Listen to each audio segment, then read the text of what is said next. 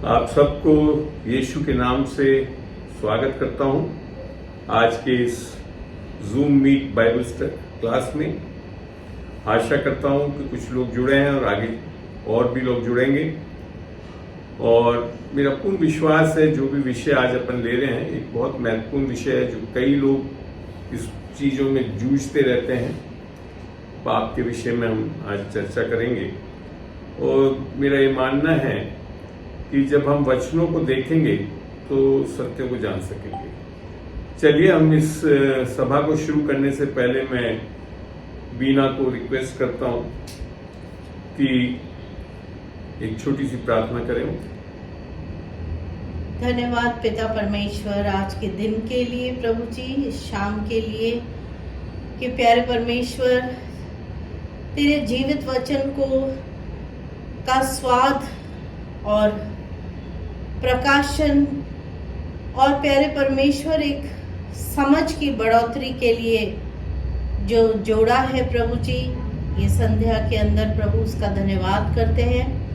धन्यवाद करते हैं प्यारे खुदावंदा कि ये जीवित कलाम आपने दिया ताकि इस जीवन से आप हमारे को बहुतायत का जीवन प्रभु जी दे सके, हम जी सके, चल सके। और प्यारे परमेश्वर इस जीवित वचन के द्वारा हम आपके प्रेम और आपको गहरी रीति से जान सके कि आप परमेश्वर कितने भले हैं, आप विश्वास योग्य हैं प्यारे परमेश्वर। हम आपका बहुत धन्यवाद करते हैं प्यारे खुदावंदा। जब जीवित वचनों को प्रभु जी हम मनन करते हैं तो आप सहायता मदद करिए। हम जब सीखते हैं प्रभु जी तो आपका पवित्र आत्मा हमें निरंतर प्रभु जी वचनों में और गहराई से जाने का समझ दे प्यारे परमेश्वर, और इस दो धारी तलवार को चलाने का प्रभु जी बुद्धि दे ताकि हम किस तरीके से आपके जीवित वचन को इस्तेमाल करें, कौन सा वचन बोलें प्रभु जी कि प्रभु आपका कार्य हो सके। धन्यवाद करते शैतान के विरोध में प्रभु जी लड़ने के लिए प्यारे परमेश्वर हमें साहस, अधिकार और प्रेम दिया है प्रभु जी, उसका धन्यवाद। इनके माध्यम से हम प्रभु आपके जीवित वचन को प्रभु जी इस्तेमाल करना सीख सके आपसे। और प्रभु विशेष करके मैं प्रार्थना करती हूँ जितना भी ये नेटवर्क है, गैजेट्स हैं प्रभु जी, हम जितने भी लोग जुड़े उन सबको प्रभु हम यीशु के लहू से ढांपते हैं। और प्रकाशन की आत्मा इन सब की मदद करे, हम ये प्रार्थना करते हैं। आप अपने बेटे को भी प्रभु जी ऐसा जो मसा किया है, अपने अभिषेकित किया है प्रभु, वो अभिषेक के द्वारा पवित्र आत्मा का पूर्ण नियंत्रण हृदय दिमाग सब पे रहे प्यारे परमेश्वर, ताकि ये जान सके पिता आपकी इच्छा क्या है, आप कैसे बात करना चाह रहे हैं अपने लोगों से, आप क्या समझाना चाह रहे हैं। वो प्रभु जी पवित्र आत्मा की सामर्थ्य और संगति के द्वारा प्रभु आप निरंतर बताइए ताकि आपका जीवित वचन हम तक सब जो भी सुनने वाले हैं प्रभु उन तक पहुंच सके और घराने आत्मिक उन्नति और आत्मिक सिद्धता की ओर बढ़ते जाए। धन्यवाद करते हैं प्रभु जी। ये शाम आपके हाथों में कार्यक्रम जो भी प्रभु आपके हाथों में देते हैं, और प्रभु जी आपसे निवेदन चाहते हैं कि हमारे कान भी खुले रहें और आंखें देखती रहे, आत्मिक आंखें, ताकि प्रभु जी हम भली बाती सब के सब इकट्ठे होकर संगति कर सके। इस छोटी सी दुआ को यीशु के नाम से सुनिए और कबूल करिए। आमीन आमीन आमीन आमीन।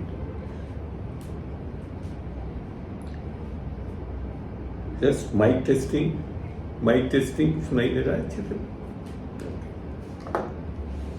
चलिए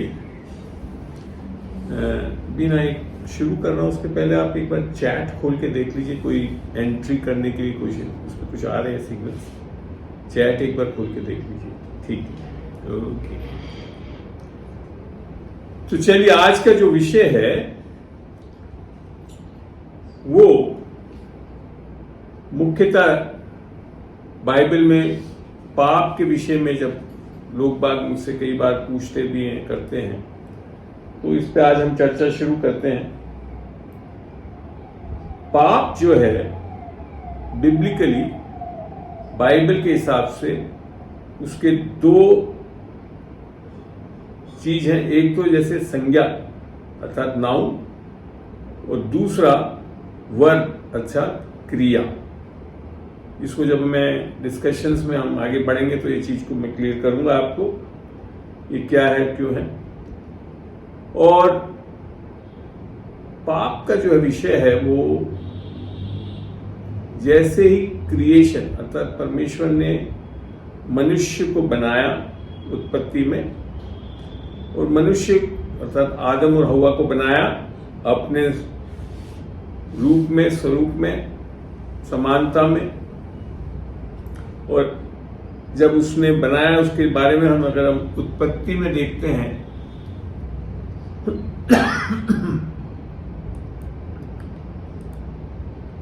उत्पत्ति 1 खोलिए, उत्पत्ति 2 खोलते हैं हम और वहां से पढ़ेंगे 2:7।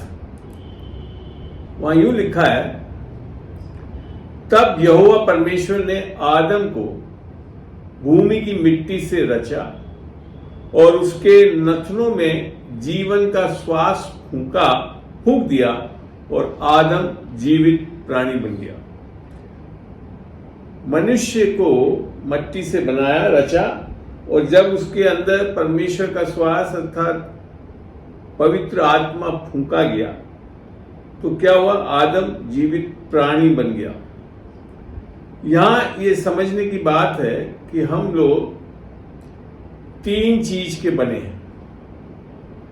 ये जब बाइबल देखते हैं तभी हमारे को क्लियर होता है। तो यहां पे क्या हुआ था इसको देखते हैं हम। पहला थेसलोनिका 5:23 में, पहला थेसलोनिका 5:23 खोलिए और देखते हैं इसको। यहां लिख रखा है, शांति का परमेश्वर आप ही तुम्हें पूरी रीति से, कैसे, थोड़ा नहीं, पूरी रीति से पवित्र करे।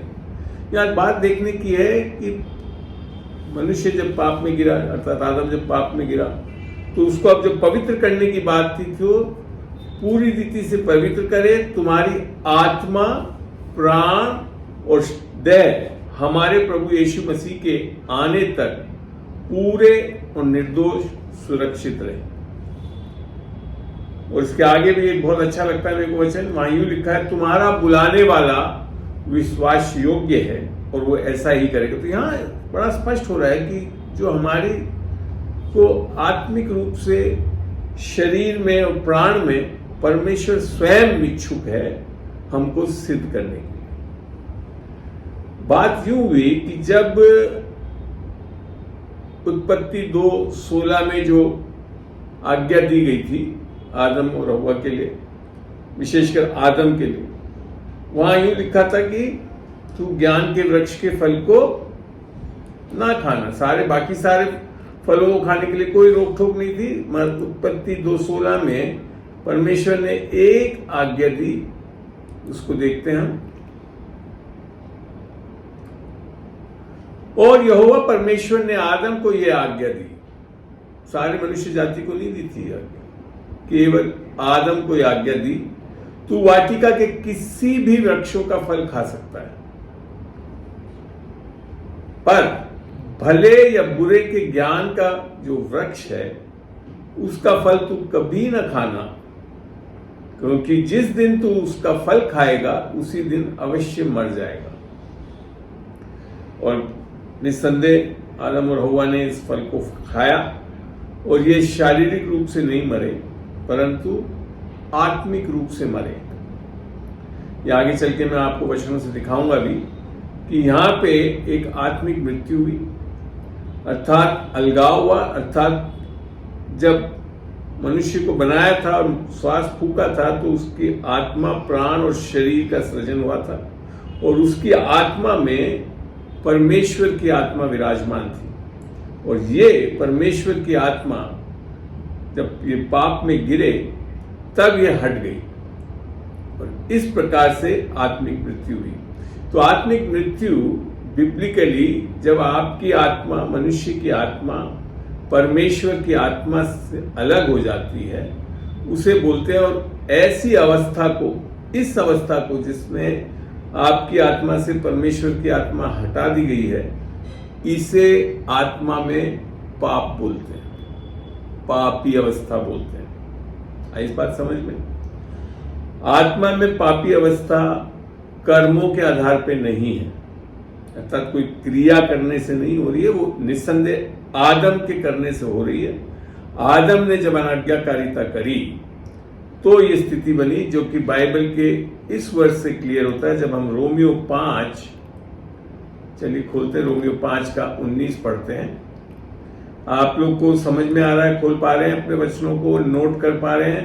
क्योंकि जब तक आप नोट नहीं करोगे इन चीजों को आप सही ढंग से समझोगे भी नहीं।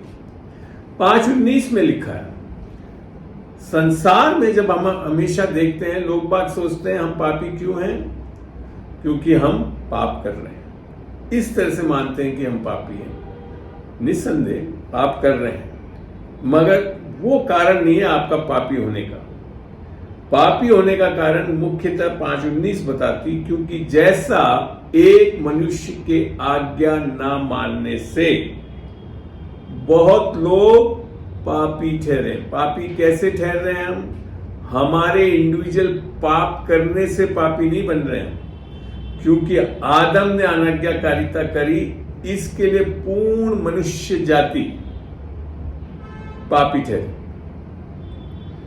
क्या हो रहा है? मतलब कि आदम के अनाज्ञाकारिता करने से जगत में पाप आया। ठीक है? और पाप, इसको और देखते हैं अच्छी तरह। यही 5 का हम 12 पढ़ के देखते हैं, उधर समझ में आएगा। 5:12 में यूं लिखा है, इसलिए जैसा एक मनुष्य के द्वारा, वही वापस आदम, पाप जगत में आया। जगत में पाप परमेश्वर के कारण नहीं आया, मनुष्य के कुछ करने से आया। ठीक है? और फिर लिखा था, और पाप के द्वारा मृत्यु आई। मृत्यु का कारण परमेश्वर नहीं था, उसने बड़ा स्पष्ट बता दिया था कि जिस दिन इस वृक्ष के फल को खाएगा निश्चय ही तू मर जाएगा। अर्थात ये संबंधित है इस क्रिया से, और उन लोगों ने करा, और पाप के द्वारा मृत्यु आई। और मृत्यु ऐसी नहीं थी कि उसको शारीरिक मृत्यु, अर्थात इमीडिएटली जैसे ही खाते ही वो गिर गया। उसके बाद लिख रखा है, आदम और हव्वा, परमेश्वर आदम की वाटिका में आया, उसने पूछा उससे, ये सब लिख रखा है। और 900 से अधिक साल तक आदम जिंदा रहा था। मगर क्या हुआ था? मृत्यु, आत्मिक मृत्यु। और आत्मिक मृत्यु, इस रीति से मृत्यु सब मनुष्यों में फैल गई। कैसे? आदम के कारण। और आदम के प्रोजेनी जितने भी लोग बाद में पैदा हुए हैं, तो क्या हो गए? वो किस अवस्था में पैदा हो रहे हैं? पापी अवस्था में, अर्थात बिना आत्मा के परमेश्वर के। आई बात समझ में आपको? बिना आत्मा के परमेश्वर के पैदा हो रहे हैं, और इसके लिए उनका कोई संबंध, अलगाव है परमेश्वर से। और यूं लिखा है, रीति से मृत्यु सब मनुष्य में फैल गई, क्योंकि सब ने अब पाप किया। अब जब ये पापी अवस्था में आ गए, तो क्या होता है? पाप करने वाले हो जाते हैं। वो पाप भी इस अवस्था में क्यों होता है कि खाली आत्मिक जगत में ऐसा नहीं हुआ कि खाली परमेश्वर की आत्मा हटा दी गई। एक और चीज भी हुई जिसको हम पढ़ते हैं, जब जाकर हमको पूर्ण रूप से समझ में आएगा। इफिसियों को खोलते हैं हम, इफिसियों 2 का 1 हम खोल रहे हैं। इफिसियों 2 का 1, यहां यूं लिखा है, पौलुस समझाता है। पौलुस की ओर से जो परमेश्वर की, इफिसियों 1 का 1 नहीं, इफिसियों 2 का 1 से पढ़ेंगे हम। इफिसियों 2 का 1 से करें। और उसने तुम्हें भी जिलाया जो अपने अपराधों और पापों के कारण मरे हुए थे। ये जो चीजें, अगर आप कभी BSI की चिल्ड्रंस बाइबल पढ़ेंगे इंग्लिश की, वहां बड़ा अच्छा लिखा है, वहां बड़ा स्पष्ट लिख दिया है वहां पे, you were spiritual death and you were made alive. आत्मिक रूप से आप मरे हुए थे और आपको जिंदा किया गया है। आगे बताता है इफिसियों 2, जिनमें तुम पहले इस संसार की रीति पर और आकाश के अधिकार के अधिपति अर्थात उस आत्मा, अर्थात अब एक दूसरी आत्मा ने कब्जा करा है, उस आत्मा के अनुसार चलते थे जो अब भी आज्ञा न मानने वालों के कार्य करता है। अर्थात ना आत्मिक मृत्यु तो हुई, परंतु साथ में एक दूसरी आत्मा अर्थात शैतानी ताकत है ये, और उसके अधिपत्य में आ गए और इसके कारण आज्ञा न मानने वालों में कार्य करता है। इसके कारण अब बड़े आसानी से लोग पाप करने लगे। आगे इफिसियों 2:3 में बड़ा स्पष्ट लिखता है, लोग बात सोचते नहीं हम सब नहीं थे, ऐसा नहीं है। बाइबल बताती है इनमें हम भी सब के सब, इसके सब, हम भी सब के सब पहले अपने शरीर की लालसाओं में दिन बिताते थे और शरीर और मन की मनसाएं पूरी करते थे और अन्य लोगों के समान स्वभाव ही से क्रोध की संतान थे। क्रोध की संतान अर्थात अब हम परमेश्वर की प्रेम ही नहीं, अब परमेश्वर की क्रोध के लिए भी हम आगे आगे, हमारे ऊपर अब परमेश्वर का क्रोध आकर ठहर रहा है। तो इसको समझें कि आदम के एक क्रिया के कारण पाप जगत में आया। और पाप क्या था? आत्मा में अलगाव, आत्मा हट गई और उसके कारण अब प्राण और शरीर में पाप क्रिया से संबंधित है। अर्थात हम जो कार्य करते हैं उनसे संबंधित, प्राणों में तो यहां तक कि जैसे सोच तक को भी हमने बोला, अगर हमने कुछ चीज सोच लिया तो भी हमने पाप कर रहे हैं। तो अब आपको समझ में आ रहा है आत्मिक रूप से कैसे कार्य हो रहा है संसार में, क्यों पापी बन रहे हैं हम लोग। किरण का बंद कर दो, आवाज आ रही किरण। एक मिनट जरा किसी का ये बंद करना है, मेरे को कर देता हूं। खुद भी कर सकती थी।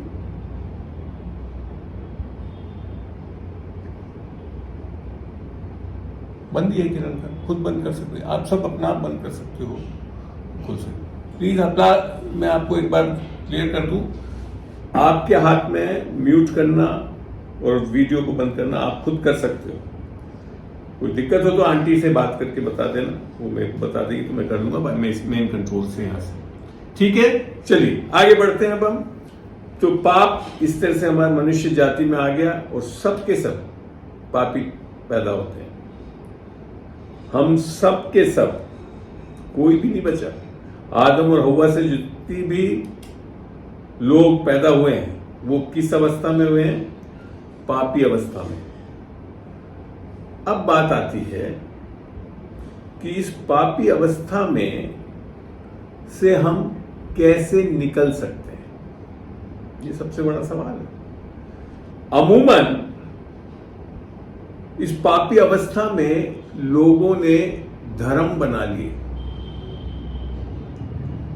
और ये धर्म में क्या है, निचोड़ सारे धर्म का नियम कायदे बना लिए कि ये करना है, ये नहीं करना है, और ये मानते हुए कि हम जब पाप नहीं करेंगे और अच्छे कर्म करेंगे तो हम पाप में से निकल आएंगे। ये सबसे बड़ी भूल कर रही है संसार। आप दूसरी एक फैक्ट को समझिए कि जिस तरह से हम पापी अवस्था में आए हैं, तो पापी अवस्था में रहकर हम सारे धर्म के कार्य कर सकते हैं, अर्थात अच्छे कार्य कर सकते हैं। इसको देखते हैं यशाया 64:6 में। यहां यूं लिखा है, हम तो सब के सब अशुद्ध मनुष्य के से हैं, अर्थात पापी हैं, और हमारे धार्मिकता के काम अर्थात धर्मी काम, अच्छे काम सब के सब मैले चित्रों के समान है। इस पापी अवस्था में जब आप अच्छे कार्य जो कर सकते हैं, बड़े आराम से कर सकते हैं। आप बाइबल की और चर्चों में बैठ के गाना गा सकते हैं, बाइबल पढ़ सकते हैं, सब कुछ कर सकते हैं, सब अच्छे काम है। मन लिख रखा है ये मैले चित्रों के समान है। तो यहाँ पे बात समझ में आ रही है हमको कि पापी अवस्था में रहकर जब हम कुछ कार्य अच्छे भी करते हैं और कर भी सकते हैं, लिखा कर सारे के सारे धर्म के कारण मैंने बहुत से अच्छे अच्छे कार्य कर सकते हैं। भाई जैसे मैं देखता हूँ उदाहरण के तौर पे, बहुत बड़ा पापी है, मर्डरर है, खून कर रहा है, खराबा कर रहा है, लूट कर रहा है, और अचानक एक दिन रोड पे जा रहा है और एक अंधे को देखता है तो उसका हाथ पकड़ के पार करा देता है। क्या है? अच्छा कार्य है, पर वास्तव में है क्या? वो घोर पापी है। यहाँ ये समझाना मैं चाहता हूं कि खाली कुछ हम अच्छे काम कर रहे हैं इसका ये मतलब नहीं होगा कि हम पापी नहीं हैं। हम पापी हैं जब तक कि हमारा उद्धार नहीं होता, जब तक कि हमारा हिंदू धर्म में मोक्ष बोलते हैं, हमारे यहाँ पे बाइबल में उद्धार बोलते हैं, इंग्लिश में सैल्वेशन बोलते हैं, मोहम्मडन्स निजात बोलते हैं, और इसका पूरा क्रक्स यहाँ तक कि हिंदू धर्मशास्त्रों में भी यही है। मोक्ष क्या है? जब आपकी आत्मा जाकर परमेश्वर की आत्मा से एक हो जाए। तो उद्धार क्या है वास्तव में? कि हमारी आत्मा में वापस परमात्मा यीशु की आत्मा आना चाहिए। तो उसका विकल्प कैसे होगा? वो वापस चलते हैं हम रोमियो 5:19 पढ़ के, हमने आधा आयत पढ़ी थी, पूरी आयत अब पढ़ के देखते हैं, वहां क्लियर होगा। रोमन्स 5:19, रोमियो 5:19 खोलते हैं। चलिए, ये रहा 5:19, और यहां हमने पढ़ा था, क्योंकि जैसा एक मनुष्य की आज्ञा न मानने से बहुत लोग पापी ठहरे, वैसे ही जैसे एक की अनाज्ञाकारिता से हम पापी ठहरे, वैसे ही एक मनुष्य के आज्ञा मानने से बहुत लोग धर्मी ठहरे। कैसे धर्मी ठहर रहे हैं? हमारे कर्मों के द्वारा नहीं ठहर रहे। धर्म ऐसा सिखा रहा है कि हम अच्छे काम कर लें, बुरे काम से रोक दें और तो हम धर्मी ठहर जाएंगे। ऐसा नहीं है, बिब्लिकली और स्पिरिचुअली ऐसा हो नहीं सकता। वो कैसे होगा? केवल एक मनुष्य अर्थात दूसरा आदम अर्थात यीशु मसीह की आज्ञाकारिता के कारण हम लोग धर्मी ठहर सकते हैं। इसे सुसमाचार बोलते हैं। तो आत्मिक जगत में आप पापी भी आपके कर्मों के द्वारा नहीं बन रहे आत्मा में, और ना ही धर्मी बन रहे कर्मों के द्वारा। ये पूरा आत्मिक जगत में पाप और धर्मी बनना दो मनुष्य की कारण है, एक की अनाज्ञाकारिता के कारण। और अगर आदम के आज्ञाकारी करने से वापस वो धर्मी ठहर सकता था तो बहुत आसान हो जाता, मगर ऐसा नहीं हो सकता था। आज्ञाकारिता करने के लिए किसको आना पड़ा? यीशु मसीह को। और उसके पीछे भी एक बहुत बड़ा आत्मिक नियम है जो हम पढ़ के देखते हैं बाइबल से। हम चलते हैं इब्रानियों 9 खोलें और 9:22 खोल के पढ़ेंगे, जहां हमारे को समझ में आएगा कि पाप से कैसे छुटकारा मिलता है। और ये चीज परमेश्वर की व्यवस्था में भी है, और व्यवस्था के अनुसार प्राय सब वस्तुएं लहू के द्वारा, किसके द्वारा? आपकी आज्ञाकारिता के द्वारा नहीं, लहू के द्वारा शुद्ध की जाती है, और बिना लहू बहाए क्षमा नहीं होती। लहू ऐसा अर्थात लहू माने बहाया जाना, अर्थात जिस तरह से यीशु मसीह ने बहाया हमारे, तब जाकर हमको क्षमा मिलती है और हमारा पाप का सही तरीके से इलाज हो सकता है। तो अब समझ में आ रहा है, तो पाप का इलाज कर्म से नहीं होता है आत्मा में। पापी अवस्था में आप आ गए और पापी अवस्था में ये और हो गया कि एक दूसरी आत्मा आपके ऊपर कब्जा कर बैठी और वो पाप करा थी। बाइबल में लिख भी रखा है, आगे चल के देखेंगे उसको, कि शैतान है उसके पीछे, पाप कराने के पीछे। अब बात आती है कि लहू का बहाना बहुत जरूरी है पापों की माफी के लिए। और पापों की माफी अर्थात आपके आत्मा के लिए भी, प्राण के लिए भी और शरीर के लिए भी, तीनों जगह जो क्रियाएं कर रहे हैं हम पाप की उसके लिए भी, और जो स्थिति है पाप की हमारे आत्मा में अलगाव का उसके लिए। तो अब बात समझ में आ गई आपको कि मनुष्य पापी कैसे बना? आदम के पाप करने से। और वापिस धर्मी कैसे बन सकता है?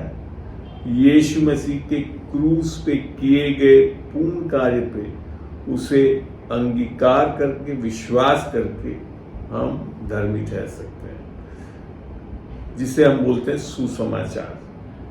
सुसमाचार क्या है? यीशु मसीह हमारे पापों के लिए मारा गया, गाड़ा गया और तीसरे दिन जी उठा। अर्थात ये जो कार्य है, ये क्रूस का कार्य, अर्थात सुसमाचार, इसमें हो क्या रहा है कि यीशु मसीह क्यों आया? क्योंकि उसको पापों को हरना पड़ा हमारे लिए, और हमारे पाप यीशु मसीह पे डाल के उसका न्याय किया गया। देखते हैं रोमियो खोलिए, रोमियो का 8 खोलेंगे, ठीक है? रोमियो का 8, और हम 1 से ही पढ़ना शुरू करते हैं, बल्कि 1 छोड़ दीजिए, आगे आते हैं।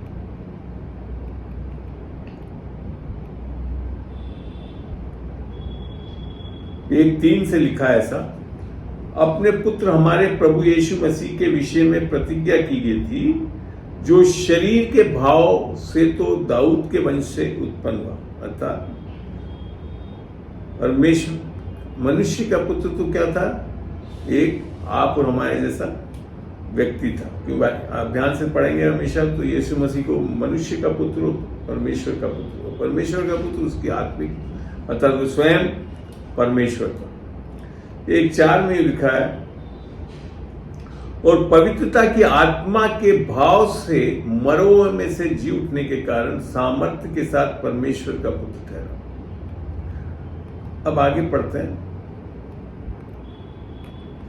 एक चीज में मिस कर गया हूं जिसको मेरे को बताना, ओ सॉरी, रोमियो 1 नहीं, हमको खोलना था Romeo 8। I am very sorry, गलत खोल दिया, इसके लिए हम कहीं और चले गए।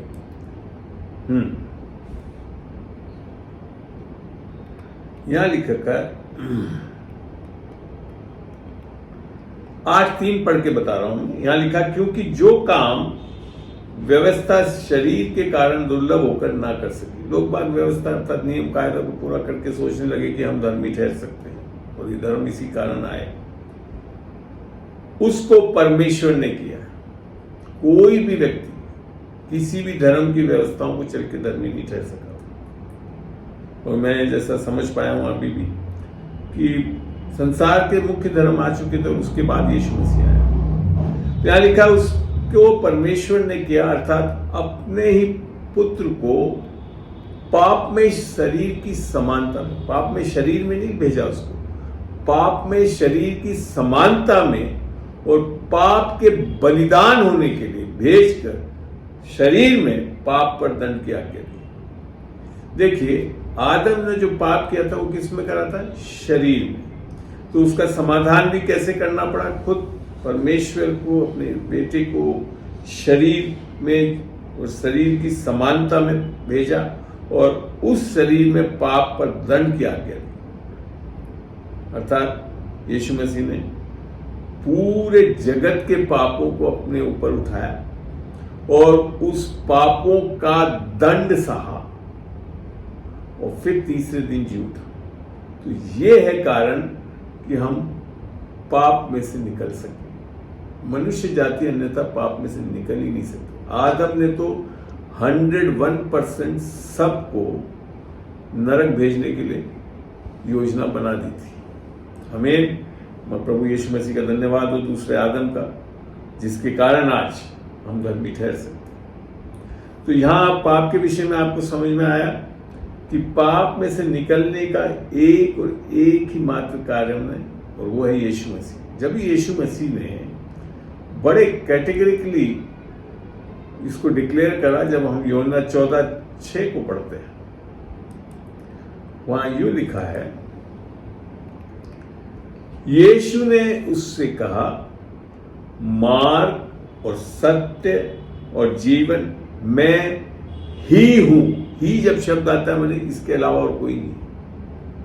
बिना मेरे द्वारा, या यूं नहीं लिखा कि बिना मेरे द्वारा कोई परमेश्वर के पास नहीं पहुंच सकता। यहां लिखा था, बिना मेरे द्वारा कोई पिता के पास नहीं पहुंच सकता। परमेश्वर ने आत्माएं अर्थात मनुष्य की जो आत्मा में थे वो किस रूप में बनाया? वो आत्मिक जगत का पिता है, आत्माओं का पिता है। इसको भी हमको समझना चाहिए, तभी हम आगे बढ़ेंगे तो अच्छी तरह रहेगा। इसको पढ़ते हैं हम, इब्रानियों में है ये, मेरे ख्याल से इब्रानियों, अगर बिना मैं नहीं ढूंढ पाऊँ तो ढूंढ के बताना पड़ेगा तुम्हें।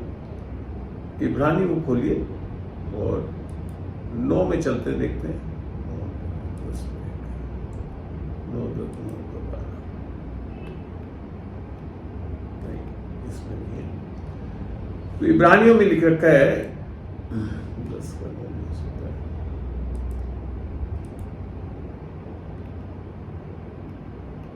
इब्रानियों में एक बड़ा क्लियरली 10 का 12 है, कहीं पर देखना भी ना ढूंढ सको तो किसी को ध्यान है? इब्रानियों 12, 1 मिनट और दीजिए मुझे।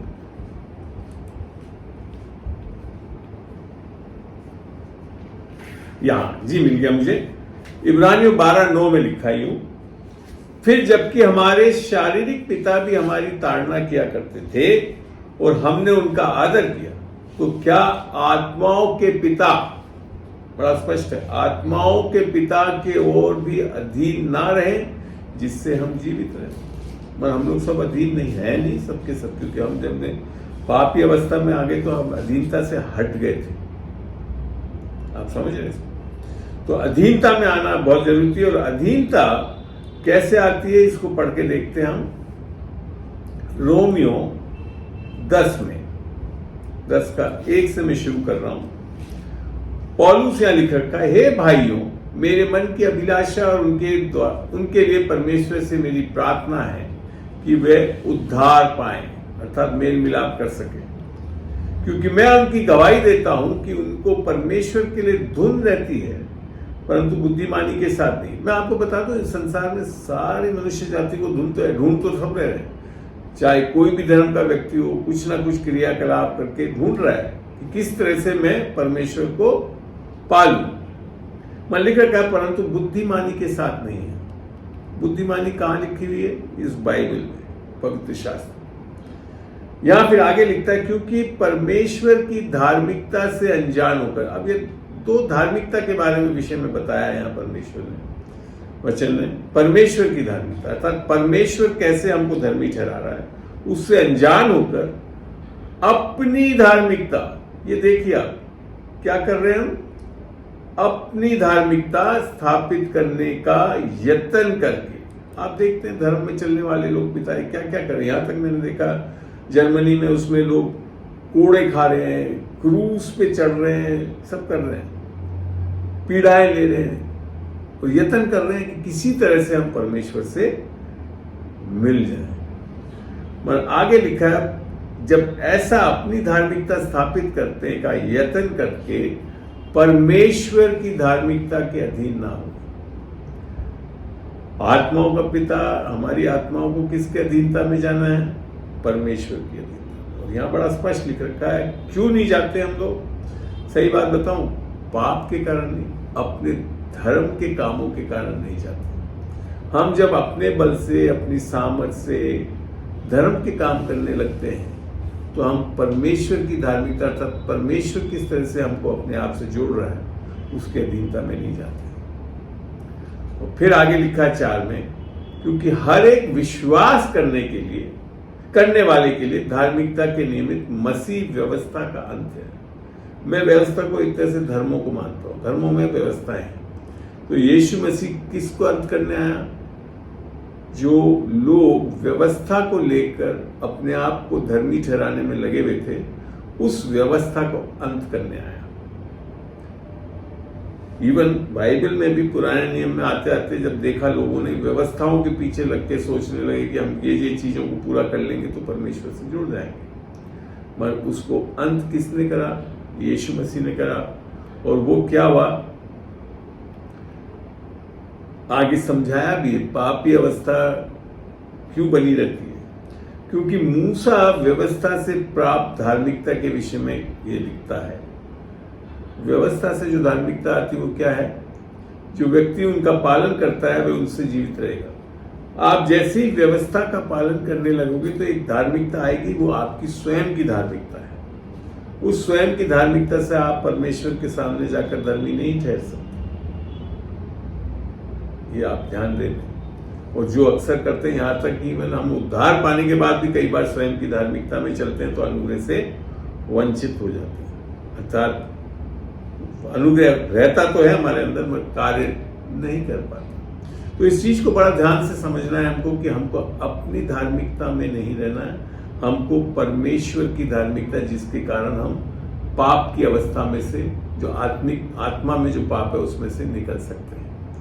और ये जब सुसमाचार आता है तब हमारे को सुसमाचार को हम जब समझते हैं, अंगीकार करते हैं और विश्वास से और यीशु मसीह को अपना प्रभु कहकर अंगीकार करते हैं, तब ये हो पाता है। देखते हैं इसको, रोमियो 1:16 को पढ़ के देखते हैं।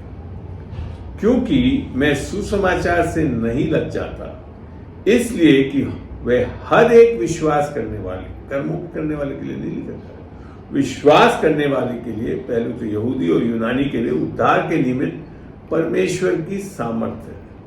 इंग्लिश में बड़ा लिख रखा है, it is the power of God, अर्थात परमेश्वर की सामर्थ्य क्या है? पवित्र आत्मा को पाना। और वो सामर्थ्य किसके द्वारा आ रही है?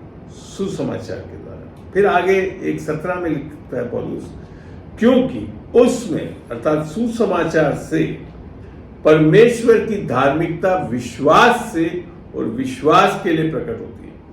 परमेश्वर की धार्मिकता परमेश्वर स्वयं में है, अर्थात यीशु मसीह परमेश्वर की धार्मिकता है।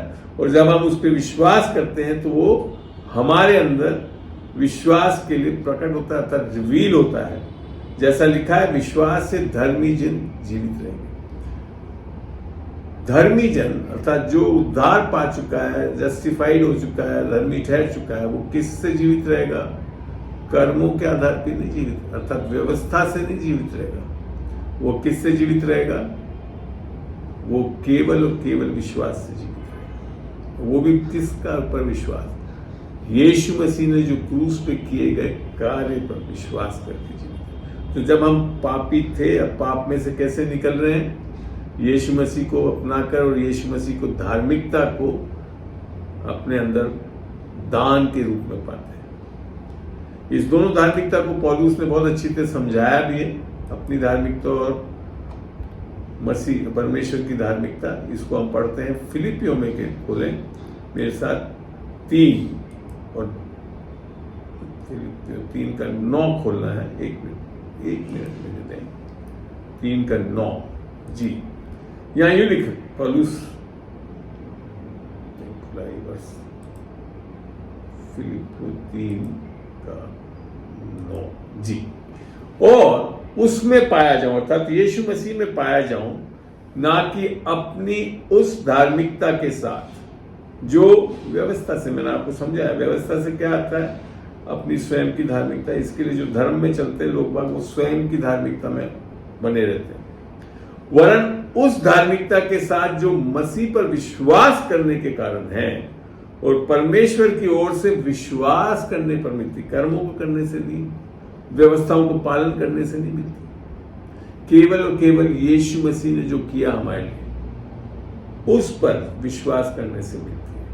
तो इसे बोलते हैं अनुग्रह और विश्वास से हमारा उद्धार होता है। 102:8 में लिखा है, हम लोग पापी अवस्था में हैं और जब हम यीशु मसीह को अपना उद्धार करता प्रभु ज्ञान करते हैं तो हमारे को क्या मिलती है? वास्तव में परमेश्वर की आत्मा की छाप लगती है। तब हम आत्मा में पापी अवस्था में से निकल आते हैं। आई बात समझ में?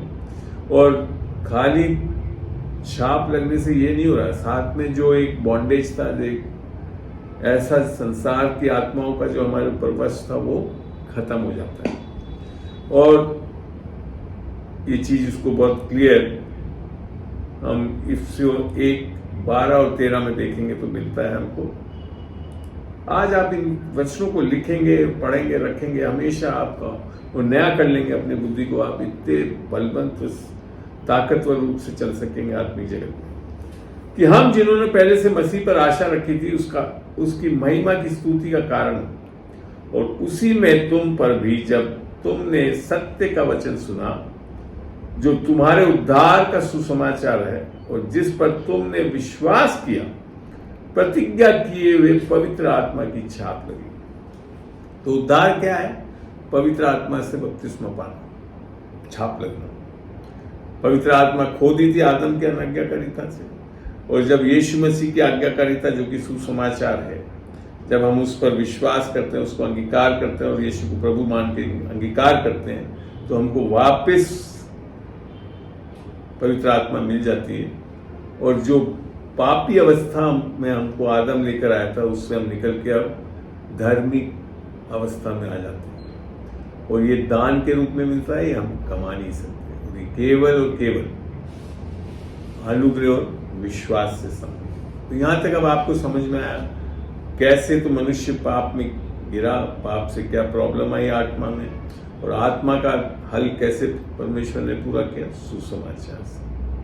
तो अब जो है हमारा इसको फिर यीशु मसीह ने बड़ा अच्छी तरह समझाया। तो बहुत इंपॉर्टेंट चीज है जिसको कई बार सही ढंग से नहीं समझते हैं। हम जब ये यूहन्ना 3 और 3:3 पढ़ते हैं, तो वहां यीशु ने निकोदेमुस को बोला, यीशु ने उसको उत्तर दिया, मैं तुझसे सच सच कहता हूं कि यदि कोई नए सिरे से ना जन्मे तो परमेश्वर का राज्य देख नहीं सकता। अभी तो खाली देख नहीं सकता की बात। तो आप कब परमेश्वर के उपयोगी है, परमेश्वर के लिए हो जाएंगे, जब तक कि आप परमेश्वर के राज्य में दाखिल नहीं होते। फिर आगे 5 में उसने और बड़ा स्पष्ट कर दिया, मैं तुझसे सच सच कहता हूं कि जब तक कोई मनुष्य जल और आत्मा से ना जन्मे तो वह परमेश्वर के राज्य में प्रवेश नहीं कर सकता।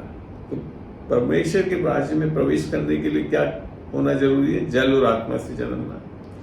मैं आपको बड़ा क्लियर कर दूं, यहां जो जल का लोग बात कंफ्यूजन करते हैं, वो मानते हैं जल का बपतिस्मा। यहां कहीं भी ये जल के बपतिस्मे से नहीं ताल्लुक रखता है। बपतिस्मा पानी का निस्संदेह बाइबल का एक डॉक्ट्रिन है, और मैं पढ़ाता हूं, सिखाता हूं, आगे चल के कभी किसी दिन बाइबल क्लास में बताऊंगा भी। और यहाँ पे ये जल से है, ये चीज अगली वर्ष में क्लियर हो रहा है, क्योंकि जो शरीर से जन्मा है, यहाँ देख रहे हैं आप, एक तो लिखा है जल से, और नीचे लिख रखा है शरीर से जन्मा। तो जल और शरीर का मतलब है हमारा बेसिकली फिजिकल बर्थ, भौतिक जन्म। अर्थात जब हम इस संसार में जन्मते हैं, और जब हम जन्मते हैं तो पापी अवस्था में बिना आत्मा के जन्मे हुए होते हैं, और इसके लिए हमारे को आत्मा से भी जन्मना है, तब जाकर हम आत्मिक बनते हैं। बाइबल के हिसाब से खाली बाइबल पढ़ लेने से, बाइबल को बगल में दबा लेने से, ये सब चीजें से आत्मिक नहीं होते हम, या कोई विशेष वस्त्र पहन लें उसके कारण आत्मिक नहीं होते। बाइबल के हिसाब से बड़ा क्लियर है। रोमियो 8 में पढ़ के देखते हैं, रोमियो 8 का 9 पढ़ रहा हूं मैं। यहां यूं लिख रखा है, परंतु जबकि परमेश्वर का आत्मा तुम में बसता है, अर्थात जब हमारा उद्धार होता है, नया जन्म पाते हैं, परमेश्वर का अनंत जीवन हमारे अंदर आता है, जब बसता है परमेश्वर का आत्मा, तो हम शारीरिक दशा में नहीं परंतु आत्मिक दशा में हो जाते हैं। ये बहुत जरूरी है। आत्मिक दशा में आने का वो कोई विकल्प नहीं है। केवल और केवल यीशु मसीह के सुसमाचार और उसके क्रूस पे किए गए कार्य पर विश्वास करके, अंगीकार करके, मसीह को अपना प्रभु जान के। और आगे बड़ा स्पष्ट पौलुस ने यह भी लिख दिया, यदि किसी में मसीह का आत्मा नहीं तो वह उसका जन नहीं है। मैं पहले सोचता था कि हम लोग कई बार सोचते हैं चर्च के मेंबर बन गए, फलाना बन गए, या एक मसीह परिवार में हम पैदा हो गए, उससे हम आत्मिक नहीं बनते। हमारे को इंडिविजुअली एक व्यक्ति, हम पापी अवस्था में हैं, बिना परमेश्वर के हैं, परमेश्वर की आत्मा को हमारे अंदर पाना, अन्यथा हम पापी अवस्था में ही रहेंगे। एक व्यक्ति ने बड़ा अच्छा बोला, बाइबल के हिसाब से हमारा दो बार जन्म होना है। एक तो हमारा भौतिक जन्म और एक हमारा आत्मिक जन्म, तब जाकर हम परमेश्वर के साथ रहेंगे। अन्यथा हमारे क्या होगा? 2 मृत्यु होगी। एक तो हमारी भौतिक मृत्यु होगी, और हमेशा के लिए परमेश्वर से अलग रहेंगे अगर हमारा नया जन्म नहीं हुआ। तो ये बहुत सोचने वाली बात है, गंभीर विषय है। और यहाँ सब चीज कर्मों पे आधारित नहीं है, केवल और केवल आदम ने जो कार्य किया और यीशु मसीह ने जो कार्य किया हमारे लिए, उस पर ये सब कुछ निर्भर करता है। यहाँ तक आपको सब समझ में आया कि हम किस तरह से पाप में से निकल भी सकते हैं, आत्मा पा सकते हैं, और अब जब हम आत्मिक हो जाते हैं तो हम आत्मा से चल सकते हैं। तब हम पाप में कहाँ पे, शरीर और प्राण में बचने की तरीके आगे मैं बताऊंगा कैसे हो रहा है वो। तो जब हम आत्मा में हम जब नया जन्म हो जाता है, तब हम वास्तव में आत्मिक जो पापी अवस्था है उसमें से हम निकल जाते हैं और हम वापस परमेश्वर की आत्मा से जुड़ जाते हैं। जैसे पहला कुरिन्थियों 6:17 में पौलुस बड़ा स्पष्ट लिखता है। पहला कुरिन्थियों खोल के देखते हैं, पहला कुरिन्थियों 6:17 यहाँ यूं लिखा है, जो प्रभु के साथ संगति करता है वह उसके साथ एक आत्मा हो जाता है। हमें तो पापी अवस्था आत्मा में से हटने का क्या तरीका है? सुसमाचार, और सुसमाचार के द्वारा हम परमेश्वर की आत्मा की छाप लगती है और हमारा आत्मा परमेश्वर से एक हो जाता है। और यहाँ लिखा था एक हो जाता है, मैंने अब हमारी आत्मा और यीशु की आत्मा जो हमारे अंदर आई उसमें कोई फर्क नहीं दिखता, हमारा पुराना परिस्थिति नहीं दिखती, स्थिति नहीं दिखती। अब परमेश्वर जब हमारी आत्मा को देखता है तो कैसा देखता है? यीशु की तरह। और इसके लिए हम परमेश्वर के योग्य हो जाते हैं, एक्सेप्टेबल हो जाते हैं। आई बात समझ? अब पाप और नया जन्म जो है वो कहाँ हो रहा है? आपकी आत्मा में होता है ना? नया जन्म कहाँ होता है? आपके आत्मा में होता है। और इसको हम पढ़ के देखते हैं। पहला यूहन्ना 3:9 में यूं लिखा है, जो कोई परमेश्वर से जन्मा है। कौन जन्मा है? हमारी आत्मा। वह पाप नहीं करता, अर्थात उसमें पाप आ ही नहीं सकता, क्योंकि उसका बीज उसमें बना रहता है, और वह पाप कर ही नहीं सकता क्योंकि वह परमेश्वर से जन्मा है। तो हमारी आत्मा जैसी हमारा नया जन्म उद्धार हो जाता है, वो अनंत काल के लिए सुरक्षित हो जाती है। किसके द्वारा? परमेश्वर की आत्मा के द्वारा।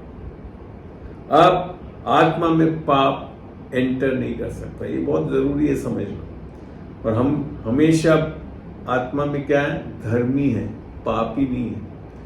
मेरे को बड़ा दुख होता है जब नया जन्म पाए हुए, उद्धार पाए हुए लोग फिर वापस सोचते हैं पापी है, क्योंकि वो कर्म पे आधारित हो जाते हैं। प्राण और शरीर में एक उद्धार जो आज का विषय है, क्या उद्धार पाया व्यक्ति पाप कर सकता है? उसको अब आप आगे हम समझते हैं। जी हाँ, कर सकता है, बाइबल से ही बताता हूँ। मगर ये नहीं है कि पाप करता रहेगा। पहले तो मैं आपको ये बताना चाहता हूँ कि जब ये सामर्थ्य आत्मा पाली तो क्या हमारी स्थिति कैसे हो जाती है। एक दो जगह से पढ़ के देखते हैं, तब जाकर समझ में आएगा। और जो लोग बाग वास्तव में, मैं कलीसियाओं में नहीं दिखता हूँ, लोग बाग अभी भी पापों में उलझे रहते हैं, ऐसा है नहीं। इफ्सियों का 2:8, 9 और 10 पढ़ रहा हूं। 8 में तो यूं लिखा है, क्योंकि विश्वास के द्वारा अनुग्रह ही से तुम्हारा उद्धार हुआ है। उद्धार अर्थात वापिस परमेश्वर से जुड़ना आत्मा में, वो किसके द्वारा है? केवल अनुग्रह और विश्वास के द्वारा। और ये दोनों चीज भी तुम्हारी ओर से नहीं है, परंतु परमेश्वर का दान है, हम कमा नहीं सकते थे। फिर आगे लिखा, और न कर्मों के कारण नहीं हो सकता था ये, ऐसा ना हो कि कोई घमंड करे। अब आगे 10 में, अब ये तो हो गया उद्धार पाना, वो केवल अनुग्रह और विश्वास से, उसमें कोई कर्म इन्वॉल्व नहीं है। मगर जब आपके ऊपर अनुग्रह और इस विश्वास से जब उद्धार हो जाता है तो क्या चीज उत्पन्न होती है? 10 में लिखा है, क्योंकि हम परमेश्वर की रचना है और मसीह यीशु में, ये उद्धार की स्थिति है, हम यीशु मसीह की आत्मा में आ गए हैं।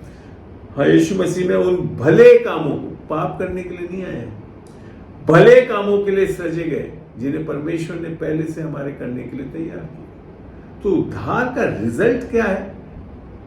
पाप करते नहीं रहेंगे, भले काम करने वाले होंगे। ये बहुत जरूरी है इसमें। एक जगह और से पढ़ के मैं बताता हूं, देखते हैं। पहला कुरिन्थियों 6:9 से पढ़ेंगे हम इसको। यहां यूं लिखा है, क्या तुम नहीं जानते कि अन्यायी लोग परमेश्वर के राज्य के वारिस ना होंगे? धोखा ना खाओ, ना वैश्यगामी, ना मूर्ति पूजक, ना परस्त्रगामी, ना लुच्चे, ना पुरुषगामी, ना चोर, ना लोभी, ना पियक्कड़, ना गाली देने वाले, ना अंधेरे करने वाले परमेश्वर के राज्य के वारिस होंगे। अब आगे बड़ा ध्यान से पढ़े। और पौलुस साहब लिखता है, और तुम में से, कौन? हम में से, तुम में से कितने ऐसे ही थे, हैं नहीं, थे। फिर आगे बताता है, परंतु तुम प्रभु यीशु मसीह के नाम से और हमारे परमेश्वर के आत्मा से धोए गए और पवित्र हुए और धर्मी ठहरे। तो हमारे को ये पाप करने वाली परिस्थितियों में जाकर नहीं बैठे रहते हैं, हमको धर्मी ठहरा दिया गया है, आत्मा दे दी गई है, सामर्थ दे दी गई है। तो जब हम ये देखते हैं, मेरी बाइबल तो ये बताती है कि जो उद्धार पाया हुआ व्यक्ति है वो कलीसियाओं में क्या होगा, वो पाप नहीं करते रहेंगे। बाइबल तो यही बता रही है। एक जगह और से ही पढ़ के बताता हूं आपको। तो जो लोग अभी भी अगर जूझ रहे हैं, तो पहली चीज समझने वाली बात है कि हो सकता है फिर आपने अभी तक सुसमाचार समझा ही नहीं और उद्धार पाया ही नहीं। अगर आप लगातार पाप में धसे हुए हैं तो वो यही है कारण कि हमारा उद्धार ही नहीं हुआ। और उद्धार क्यों नहीं होता है? क्योंकि हम अपनी स्वयं की धार्मिकता और अपने बल से कोशिश करते हैं परमेश्वर को पाना। 2:11 में लिखा है, क्योंकि परमेश्वर का अनुग्रह प्रकट है जो सब मनुष्य में उद्धार लाने में सक्षम। एक दो नहीं, सब मनुष्य पूरे संसार में उद्धार ला सकता है, अर्थात यीशु मसीह जो परमेश्वर का अनुग्रह है। और फिर आगे लिख रखा है 2:12, अब ये अनुग्रह की आत्मा हमारे अंदर आ गई, जैसा इब्रानियों 10:29 में बताया अनुग्रह की आत्मा। तो वहां 2:12 में लिखा है, और हमें चिताता है। क्या करता है? यीशु मसीह अंदर आकर सोता नहीं रहता है, अनुग्रह की आत्मा आकर हमारे अंदर सोते नहीं रहती। वो हमें चिताता है कि हम अभक्ति और सांसारिक अभिलाषाओं से मन फेर कर इस युग में, आने वाले युग में नहीं लिखा, इस पापी युग में संयम, धार्मिकता और भक्ति से जीवन बिताए। तो कौन है? एक अब सिखाने वाला आ गया, हमको समझाने वाला, चलाने वाला आ गया।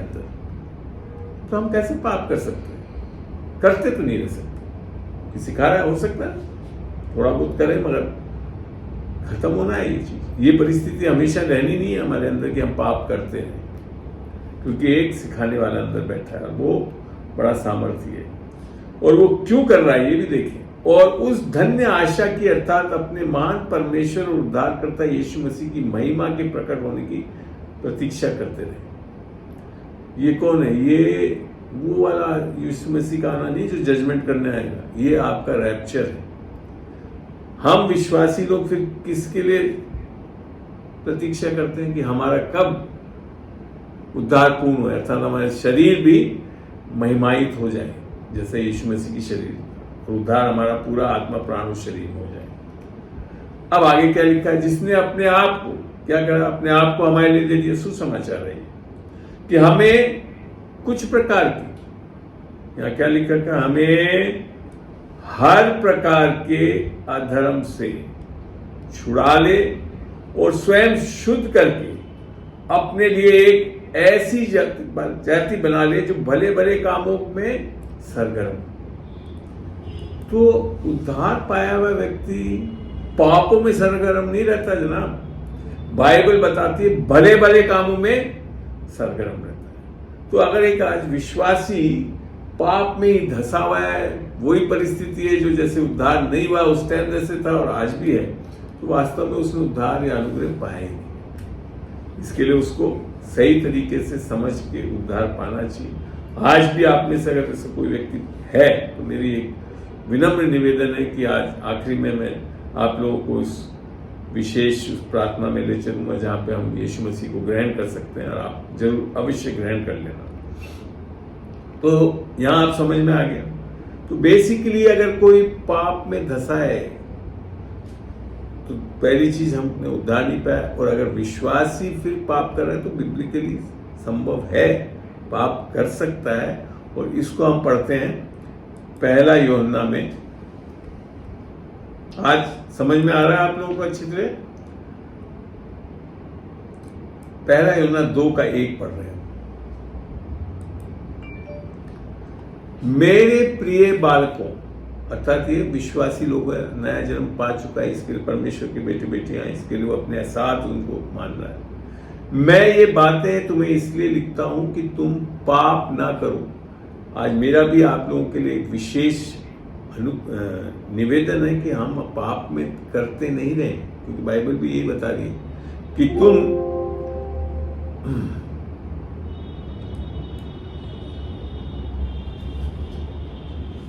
एक मिनट जरा सा मैं क्षमा चाहूंगा।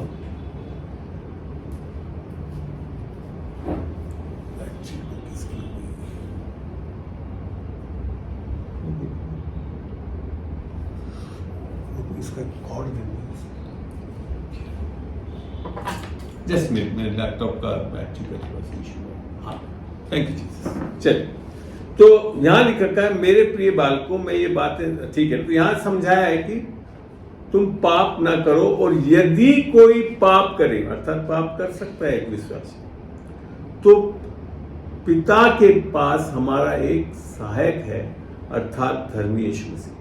देखिए, यीशु का लहू जो है आज तक बह रहा है, वो आत्मिक लहू हो गया है। क्यों हो गया है? क्योंकि जब यीशु मसीह ने जाकर जब उसको अपने पिता के सामने चढ़ाया, तो वो पवित्र आत्मा की सामर्थ्य से चढ़ाया। और आत्मिक जगत में आज परमेश्वर का लहू चाहे दिखता नहीं हो लहू, मगर आज भी वो कार्यशील है। और वास्तव में बाइबल भी बताती लेविटिकस में कि लहू में जीवन है। तो यीशु का लहू क्या है? वो स्वयं जीवन है। तो आज भी कार्य करता है, और जब हम उस पर विश्वास करते हैं तो आज भी हमारे को माफी देता है। परमेश्वर ने हमेशा के लिए सारे पापों को, पूरे जगत के पापों को माफ कर दिया, ये यहीं लिखा हुआ है। और वे हमारे पापों का प्रायश्चित है, और केवल हमारा ही नहीं वरन सारे जगत के पापों का भी है। ये एक बहुत बड़ा विषय है जिसको समझना है। लोग अभी भी सोचते हैं कि हम आज अगर विश्वासी होकर पाप करते हैं तो है डॉक्ट्रिन्स, वो मैं आज नहीं जा रहा हूं अंगीकार और ये सब चीजों का, उसको भी मैं कभी समझाऊंगा। मगर यहां बड़ा स्पष्ट कर रखा है, सारे जगत के पाप को ले लिया।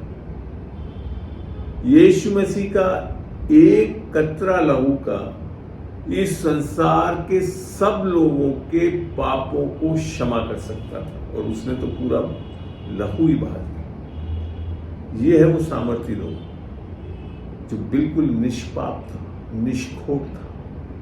क्योंकि आत्मिक जगत में नियम में यही है कि पापों की माफी किससे मिलती है? लहू से मिलती है। तो ये चीज हो रहा है, तो ये पाप जो समाधान करा परमेश्वर ने, वो परमानेंट करा आपके लिए। एक बार ही पढ़ के देखते हैं इब्रानियों में 9 में।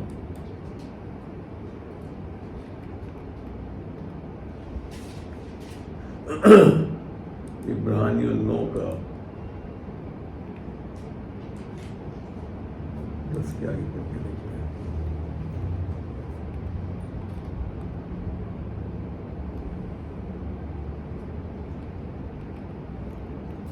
नौ 12 में बड़ा स्पष्ट लिखा, और बकरों और बछड़ों के लहू के द्वारा नहीं, पर अपने ही लहू के द्वारा एक ही बार पवित्र स्थान में प्रवेश किया और अनंत छुटकारा प्राप्त किया। अब बार बार यीशु मसीह को लहू नहीं चढ़ाना है अपना, ये बार बार क्रूस पे नहीं चढ़ना है, सब नहीं करना है। उसने एक बार में ही अनंत छुटकारा, अर्थात सारे जगत के पापों की माफी दे दी और छुटकारा दे दी। ये चीज को हम समझते नहीं है। हम अभी भी पाप करके इस बोध में, बोध ही नहीं, हम सब लोग सिन कॉन्शियस हैं। अभी तक धार्मिकता के लिए राइचियसनेस कॉन्शियसनेस है ही नहीं हमारे अंदर, विश्वासियों में नहीं है, और इसके लिए जूझते रहते हैं पापों। जब तक हम राइचियसनेस, धर्मी है करके नहीं पता होगा, इसीलिए मैं कहता हूं कभी भी आप पाप कर भी देते हैं तो सबसे पहला अंगीकार क्या होना चाहिए?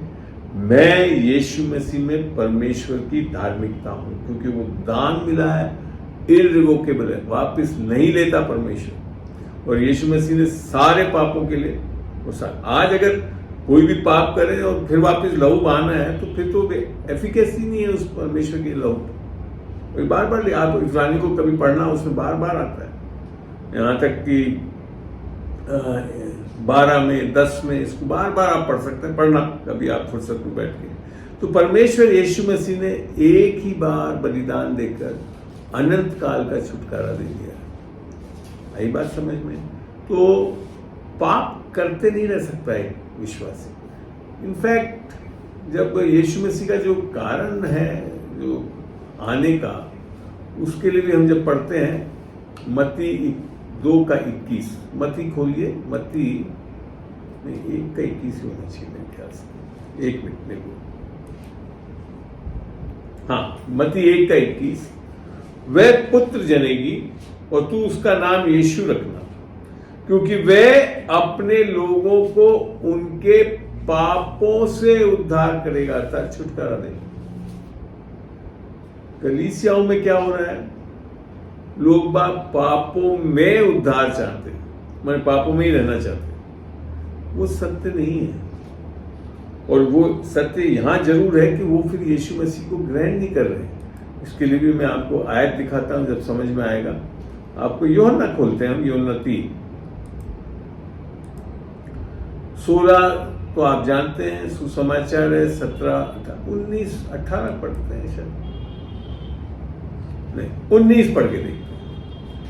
और दंड की आज्ञा का कारण यह है कि ज्योति जगत में आई और मनुष्य ने अंधकार को ज्योति से अधिक प्रिय जाना, क्योंकि उनके काम बुरे थे। आज भी लोग पाप में धंसा रहना चाहते हैं, मजा आता है वहां पे लोगों को, ये कारण है इसके लिए पाप कर रहे हैं। अन्यथा अगर सही में यीशु मसीह को पा लिया है, आप ज्योति को पा लिया है, तो निकल आएंगे, आप पाप में धंसे नहीं रहेंगे। यीशु मसीह आया ही आपको पाप में से निकालने के लिए। तो ये चीज समझना है हमको कि परमेश्वर सामर्थ्य दे रहा है, पवित्र आत्मा की सामर्थ्य दे रहा है हमको कि हम बड़े आराम से पाप में से निकल सकते हैं। जैसा हमने अभी आज इतनी आयतों से पढ़ा और आपने समझा भी होगा उन चीजों को सुनकर। तो ये कहना कि हम पाप में धंसे रहेंगे, एक विश्वासी पाप में धंसा रहेगा, ये गलत है। और ये जो पहला यूहन्ना के हम चैप्टर पढ़ते हैं, पूरी एक पत्री है, तो वहां दोनों ही चीज लिखी कि अगर पाप करो तो ये है, समाधान हो चुका है हमारे लिए, मगर हम पाप नहीं करते रहेंगे। और फिर एक चीज और पहला यूहन्ना में से पढ़ते हैं जो आपको क्लियर होगा कि हमारा अगर उद्धार हो गया तो हम करने वाले कैसे क्या होंगे। पहला यूहन्ना खोल रहा हूं मैं, पहला यूहन्ना का 3 और 1 से पढ़ रहा हूं। मुझ प्राचीन की ओर से उस प्रिय गयूस के नाम, सॉरी 1 जॉन, ये तीसरा यूहन्ना खुल गया, सॉरी, वेरी सॉरी। पहला यूहन्ना 3 का 1 पढ़ूंगा मैं। यहां लिखा है, देखो पिता ने हमसे कैसा प्रेम किया है कि हम परमेश्वर की संतान कहलाएं, और हम हैं भी। आप समझ रहे, आत्मिक जगत में किसकी संतान है? हमारी आत्मा किसकी संतान है? परमेश्वर पिता की। इस कारण अर्थात जब हम परमेश्वर की संतान कहलाए, नया जन्म पा लिया है, इस कारण संसार हमें नहीं जानता, क्योंकि उसने उसे भी नहीं जाना। आगे लिखता है, हे प्रियो, अब हम परमेश्वर की संतान हैं। ये आपको सही बोध होना चाहिए कि आप निस्संदेह परमेश्वर की संतान हैं। जैसा रोमियो, इसको 1 मिनट वापिस आएंगे, हम एक जगह से पढ़ते हैं, और वो कैसे पता पड़ता है कि हम परमेश्वर की संतान हैं। रोमियो 8 को खोल रहा हूं मैं, 8:16 को पढ़ेंगे। वहां यूं लिखा है, पवित्र आत्मा आप ही हमारी आत्मा के साथ गवाही देती है कि हम परमेश्वर की संतान है। मैं आपको बताऊं, मैं उद्धार 98 में पाया। उस टाइम ना मैं बाइबल पढ़ा ही नहीं था, मैं पढ़ता ही नहीं था, बच्चों के पास बैठना पड़ता था। और तब भी मेरे अंदर ये गवाही थी कि मैं परमेश्वर की संतान हूं। ये खाली पवित्र आत्मा से ही गवाही मिल सकती है, और अगर आपने वास्तव में उद्धार पाया है तो ये आपके अंदर गवाही थी। इस कारण से वहां जब यूहन्ना लिख रहा है, पहला यूहन्ना हम जब पढ़ रहे थे अभी, वापिस चलते हैं पहला यूहन्ना में, पहला यूहन्ना 3 का 1 से पढ़ा था, हम आगे बढ़ते हैं। तो यहां लिख रखा है, अब हम परमेश्वर की संतान हैं, और अब तक ये प्रकट नहीं हुआ कि हम क्या कुछ होंगे। इतना जानते हैं क्या है, जानते हैं, अर्थात हमें पूरा दृढ़ विश्वास है, जानते हैं कि जब यीशु मसीह प्रकट होगा तो हम भी उसके समान होंगे, क्योंकि हम उसको वैसा ही देखेंगे जैसा वह है। ये रैप्चर के बारे में। तो आगे फिर क्या लिखा है, 1 में, और जो कोई उस पर ये आशा रखता है वह अपने आप को वैसे ही पवित्र करता है जैसे वे पवित्र। ये कहाँ पवित्र करता है? प्राण और शरीर में। आत्मा में हम जिस दिन हमने उतना उद्धार पाया उस दिन हम पूर्ण रूप से पवित्र आत्मा के भरे हुए लोग हैं, पवित्र हैं और सृजे गए हैं पवित्रता में। बने नहीं हम, सृजे गए हैं पवित्रता में। देखते हैं इसको भी, तब आपको समझ में आएगा कि जो नया जन्म है वो कितना महान है कि हमको क्या कर रहा है। बोलते हैं इफिसियों 4 और 24 पढ़ रहा हूं मैं,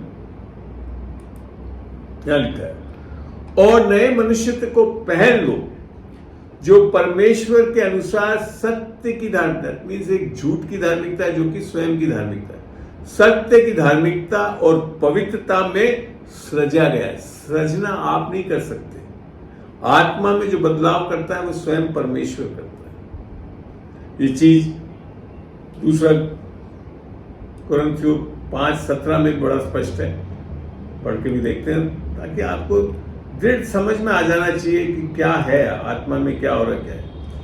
यहां लिखा है 5:17, इसलिए यदि कोई मसीह में है तो वह नई सृष्टि। ये कौन सी चीज है? नया सृष्टि कहां बनी, नया जन्म कहां हुआ? आपकी आत्मा में। तो वहां नई सृष्टि है, पुरानी बातें बीत गई हैं, देखो वे सब नई हो गई है। आत्मा में क्या हो गया? अब सब कुछ नया हो गया, सज गया है, जैसे हमने अभी इफिसियों में पढ़ा है।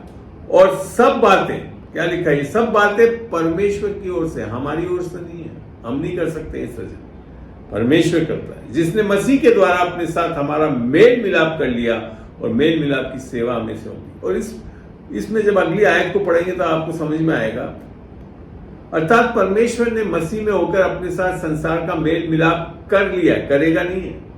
अर्थात परमेश्वर ने अपनी जो चीज करनी थी वो कर चुका है पूरा, यीशु मसीह को भेज, और उनके अपराधों अर्थात हमारे पापों का दोष हम पर नहीं लगाया और उसने मेल मिलाप का वचन हमें सौंप दिया। आप जानते हैं परमेश्वर आज गॉड हैज डेल्ट सिन, परमेश्वर ने पाप का समाधान कर चुका है हमेशा के लिए। ये तो अनफॉर्चुनेटली हम लोग अभी तक समझे नहीं है क्या बोल रहे भाई।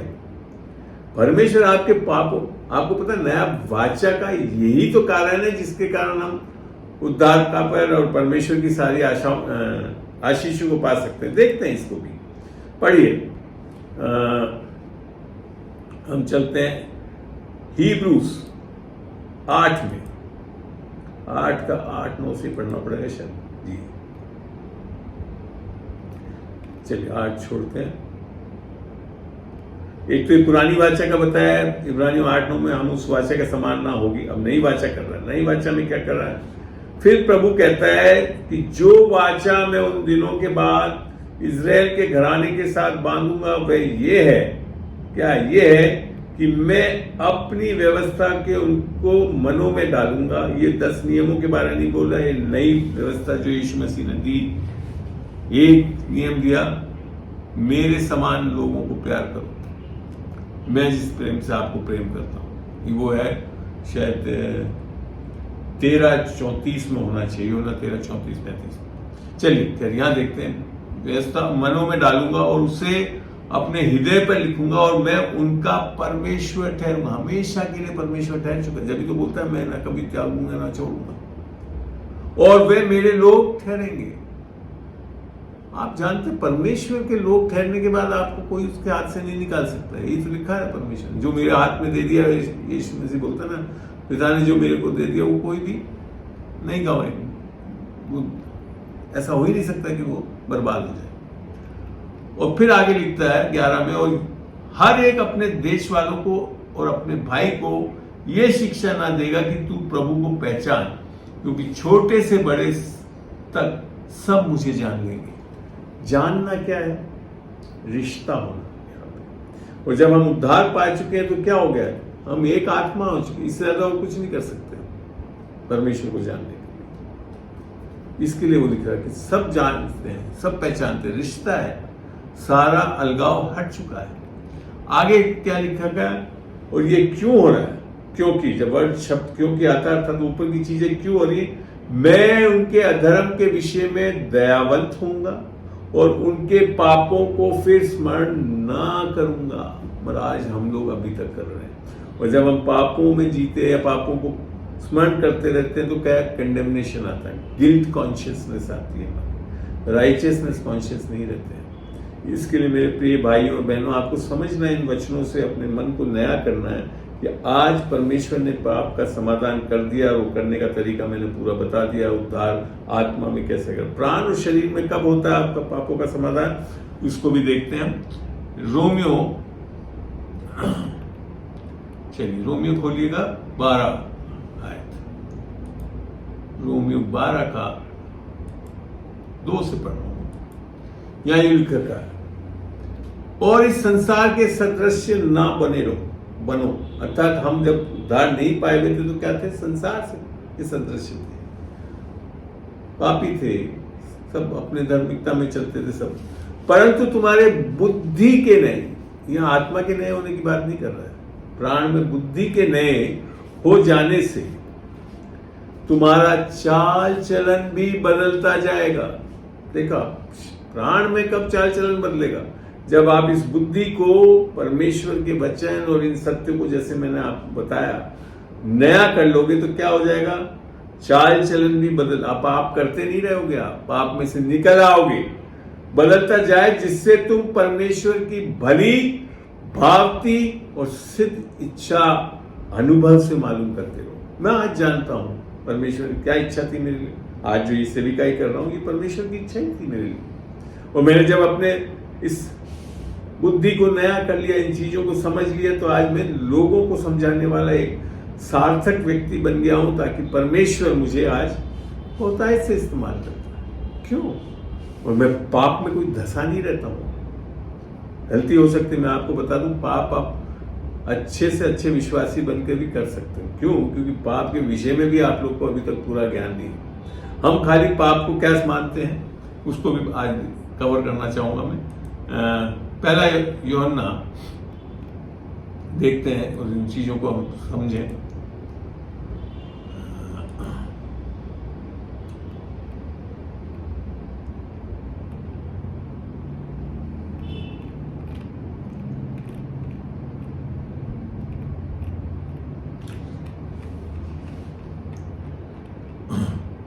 सारी अनाज्ञाकारिता अर्थात व्यवस्था को तोड़ना पाप है। ठीक है, ये पहला यूहन्ना 3 में है।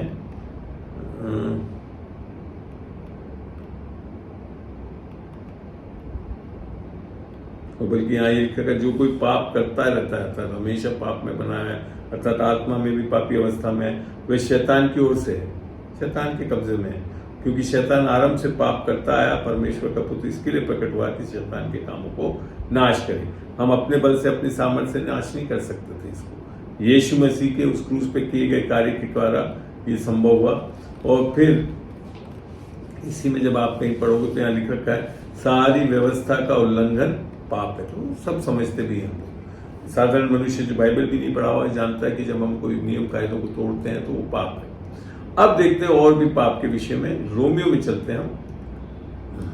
रोमियो का और क्या क्या पाप है बाइबल के हिसाब से। रोमियो का 14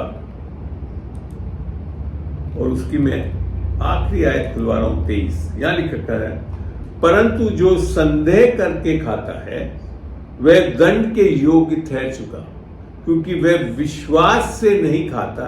और यहां है मेन बात, और जो विश्वास से नहीं है वह पाप है। अर्थात क्या विश्वास? बाइबल के विश्वास से नहीं है तो पाप है। आई बात समझ में? अब यहां पे अनाज्ञाकारिता ही नहीं है। अगर आप इस बाइबल की चीजों पे विश्वास नहीं कर रहे हैं तो भी आप पाप। अगर आप ये सोच रहे हैं कि आज मैं अभी, अगर धर्मी ठहराने के बाद भी आप ये सोच रहे हैं कि आज आप पापी हैं, तो अविश्वास, यही है, अविश्वास है, वो पाप है। एक और चीज देखते हैं पाप के विषय में बाइबल में से। याकूब खोलेंगे हम। यहां इसके लिए मैं ये चीजें बता रहा हूं कि आपको समझना चाहिए कि हम लोग कई बार सोचते हैं बस अच्छा आज्ञा नहीं तोड़ेंगे तो हम पाप नहीं कर रहे थे। ऐसा नहीं है। अगर आप अविश्वास में चल रहे हो वो भी पाप है। याकूब 4 और उसकी आखिरी आयत को यहाँ पे खोलता हूँ 17 को। यहाँ ये लिखा और इसलिए जो कोई भलाई करना जानता है और नहीं करता उसके लिए ये पाप है। यहाँ कोई बुरी चीज करने के लिए नहीं लिखा। जो अच्छी चीजें हैं और जो जानता है, उदाहरण के तौर पे बाइबल पढ़ना अच्छा है बुरा है? अच्छा है। और कई बार हम नहीं पढ़ते, कई किसी दिन तो हम पढ़ते ही नहीं, तो फिर क्या कर रहे हैं हम? वास्तव में इसका उल्लंघन हो रहा है। तो मेरे प्रिय भाई और बहनों, कभी भी अपने दिमाग में ये मत घुसा लेना कि मैं पाप नहीं कर रहा हूँ। कुछ ना कुछ कर सकते हैं। पाप के अलग अलग डेफिनेशन है बाइबल में, तो इसको समझना है कि क्या है। अगर हमको रिव्यू देना अच्छी बात है, नहीं दे रहे तो क्या कर रहे हैं? पाप कर रहे हैं। तो अच्छी चीज जो है वो नहीं करना भी पाप है। चलिए, खाली नियम विरुद्ध जाना ही पाप नहीं है। अब एक और जो बहुत प्राइमरी सिन, प्रारंभिक सिन जो है पाप है, वो उसको पढ़ते हैं हम यूहन्ना में। यूहन्ना 16 को मार रहा हूं मैं, क्या थोड़ी सी देर में मैं खत्म करना चाहूंगा। यूहन्ना 16 का 7। अब यहां लिखा है, फिर भी मैं तुमसे सच कहता हूं कि मेरा जाना तुम्हारे लिए अच्छा है, क्योंकि यदि मैं न जाऊं तो वह सहायक तुम्हारे पास ना आएगा, परंतु यदि मैं जाऊं तो वह तुम्हारे पास भेज दूंगा। आगे क्या लिखता है? और जब सहायक अर्थात पवित्र आत्मा आएगी तो वह आकर संसार को, विश्वासी के लिए नहीं है एक्चुअली, संसार को पाप और धार्मिकता और न्याय के विषय में निरुत्तर करेगी। इसको जनरली जब चर्चों में हम प्रीच करते हैं, यहां तक कि मैं भी जब इसको नहीं समझाता तो मैं यही जानता था कि पवित्र आत्मा आकर आपको बोध कराती कि आप ये पाप कर रहे हैं, इसके लिए आप अधर्मी हैं और इसके लिए आपका न्याय होगा। ऐसे ही लगता है कि हम पवित्र आत्मा हमको बताती, ये बिल्कुल 100% गलत है। क्योंकि पवित्र आत्मा की सेविका ही आपको पाप का बोध कराना नहीं है। यह अगले आयत में लिखा गया है। पाप के विषय में, पापों के विषय में भी नहीं बता रहा है, पाप के विषय में इसलिए कि वे मुझ पर विश्वास नहीं करते। प्रारंभिक पाप क्या है? जब हम यीशु मसीह पर विश्वास नहीं करते। प्रारंभिक पाप आदम की वाटिका में क्या था? जो परमेश्वर ने बताया उस पर आदम ने विश्वास नहीं किया। जैसे ही आप परमेश्वर के वचन पे विश्वास नहीं करोगे, आप पाप में निसंदेह बड़े आराम से गिर जाओगे, शैतान आपको फंसा देगा। तो ये है पाप के विषय में इसलिए कि वे मुझ पर विश्वास नहीं करते। तो जब भी आप किसी पाप में कर देते हैं तो उसका समाधान क्या है? मन फिराना ये नहीं है कि हम पापों को अंगीकार करते रहते, वो सब है अलग अलग विषय, उसको आज मैं नहीं टच कर रहा हूं। मगर सबसे पहली चीज क्या करना है? यीशु मसीह पर वापस विश्वास करना है कि प्रभु तू मुझे इस पाप में से निकाल सकता है, क्योंकि कर चुका है, तूने ये समाधान कर दिया क्रूस पे। और मैं विश्वास करता हूं कि आज भी मैं धर्मी हूं। क्यों? तेरे कारण। इसके लिए मैं अंगीकार करता हूं कि यीशु मसीह में मैं उसकी धार्मिकता हूं, मैं पापी रह ही नहीं सकता। अब बड़े आसानी से निकल के आ जाएंगे पाप। आप में से कोई भी अगर पाप में उलझा हुआ है तो उसको सबसे पहले ये अंगीकार करना शुरू कर देना चाहिए कि यीशु मसीह में परमेश्वर की धार्मिकता हूं। आप जाकर अगर ऐसी भी चीजें कुछ कर रहे हैं, सिगरेट पी रहे हैं, दारू पी रहे हैं, अगर पी भी रहे हैं तो तब भी ये बोलिए कि मैं यीशु मसीह की, प्रभु यीशु मसीह की धार्मिकता हूं। आप देखिए कैसे बंधन टूट जाएंगे, क्योंकि शैतान नहीं चाहता कि आप इस चीज को अंगीकार, वो चाहता है आप पापों को अंगीकार करें। पापों को अंगीकार करने से पाप में से नहीं निकलते, धार्मिकता को अंगीकार करने से हम पाप की प्रभुता से निकल जाते हैं, अनुग्रह में रहते हैं। आमीन। तो ये जो है जरूरी है कि हमको अगर पाप में से प्रभुता से हटना है तो हमको अनुग्रह को पूर्ण रूप से समझना है और उसमें उसको साथ लेकर चलना है। इसको भी मैं बाइबल से बताकर इसको कंक्लूड करूंगा। रोमन्स 6:14 समाधान क्या है? अनुग्रह। एक्चुअली में तब तुम पर पाप की प्रभुता ना होगी।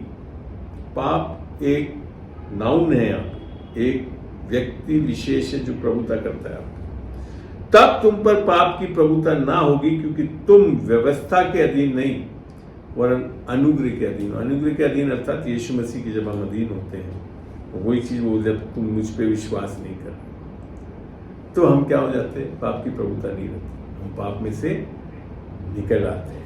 और अनुग्रह के द्वारा ही हम, जो बाइबल में से देखते हैं, हम इब्रानियों में, उधर पे मैं कंक्लूड करूंगा, इब्रानियों 12 का हम खोल रहे हैं, 12 का शायद आखिरी आयत को खोलूंगा, पूरी चीज को तो नहीं पढ़ेंगे, हम 28 को पढ़ेंगे।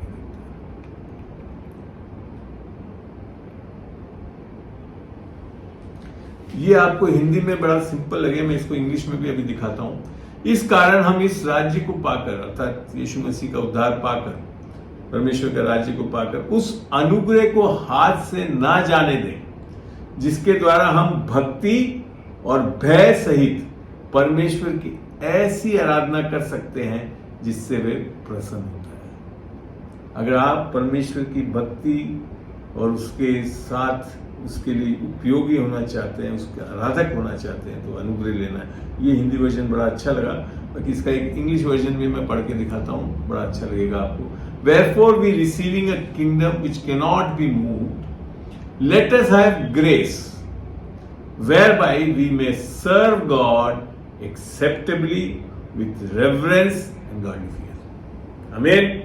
तो आप अगर पाप में किसी भी कारण आज पाप को कर रहे हैं, उद्धार पाने के बाद भी, तो क्या करना है, वापस अनुग्रह में जाना है, अनुग्रह लेना है, ताकि हम रेवरेंटली परमेश्वर की सेवा कर सकें। आमीन, आमीन, आमीन, आमीन।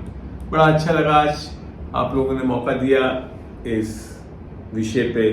विशेषकर मैं धन्यवाद देता हूँ कुछ लोगों का, जैसे कि किरण ने मेरे को पूछा था इसके बारे में, और तभी मैंने सोच के इस विषय को रख के आज ये बाइबल क्लास करी। आप लोग से आज वापस मैं निवेदन करता हूँ, आपके ऐसे किसी भी प्रकार के विषय हो जो बाइबल से, संसार से हो, वो आप व्हाट्सएप में मेरे साथ शेयर करिए, ताकि आगे के बाइबल क्लासेस को, इन विषयों को लेकर हम आगे बढ़ें, ताकि आप अच्छी तरह सीख सकें। और आज जिन जिन लोगों ने इसको समझा है, लिखा है, समझा है, तो निस्संदेह वो पाप में नहीं चलेंगे, बड़े आसानी से जयवंत होकर परमेश्वर की धार्मिकता में जीने वाले होंगे। और आपकी अच्छाई के लिए मैं, ऐसे आपको बताया, मैं पूरा बाइबल जूम मीटिंग को मैं रिकॉर्ड भी करता हूँ। होपफुली मैं कल तक इसको यूट्यूब पे लोड कर दूंगा, और वहाँ पे हमेशा हमेशा के लिए आपके पास अवेलेबल है देखने के लिए।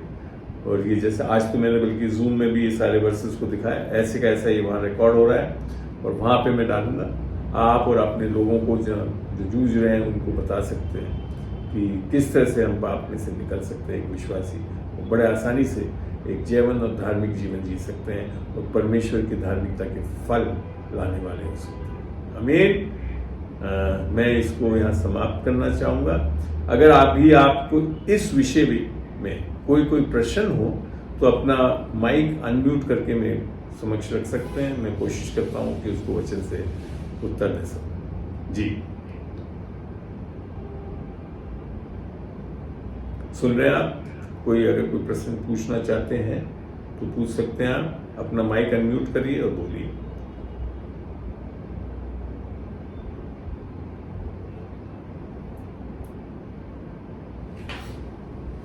चलिए, अगर कोई प्रश्न नहीं है, सब कुछ समझ में आया, तो मैं मानता हूं परमेश्वर का रेवलेशन बहुत अच्छा है। अब मैं एक छोटी सी दुआ से इस जूम मीटिंग को खत्म करना चाहता हूं। प्रभु का धन्यवाद देता हूं। प्रभु, आज तूने मौका दिया एक सामर्थ्य वचनों को लोगों के बीच में रखने के लिए, और इस सारी चीजों को सुरक्षित रखा, गैजेट्स को, सबको। और प्रभु तेरा धन्यवाद देता हूं कि जब हम इसको YouTube पे लोड करते हैं तो वहाँ पे भी लोगों को लिए एक बहुत आशीष का कारण बन सके। इन वचनों को ये देखें, पढ़ें, समझें, और अपने मन को नया करके इस भली भावती योजना जो उनके लिए है, उसमें एक आशीष का कारण बन के जीवन बिताने वाले हों। पाप में ना धंस रहे, परंतु पाप में से निकल के चलने वाले हों। धन्यवाद देता हूँ उन वचनों के लिए, यीशु मसीह के क्रूस के कार्य के लिए, प्रभु के लहू के लिए, जिसके द्वारा हमारा छुटकारा मिला। यीशु के नाम से मैं मांगता हूँ, आमीन, आमीन, आमीन। प्रभु आप सबको आशीष दे। धन्यवाद देता हूँ। हम अब इसको समाप्त करते हैं, जूम मीटिंग को भी और इस रिकॉर्डिंग को भी। जूम मीटिंग अभी भी चालू है, रिकॉर्डिंग बंद कर दीजिए।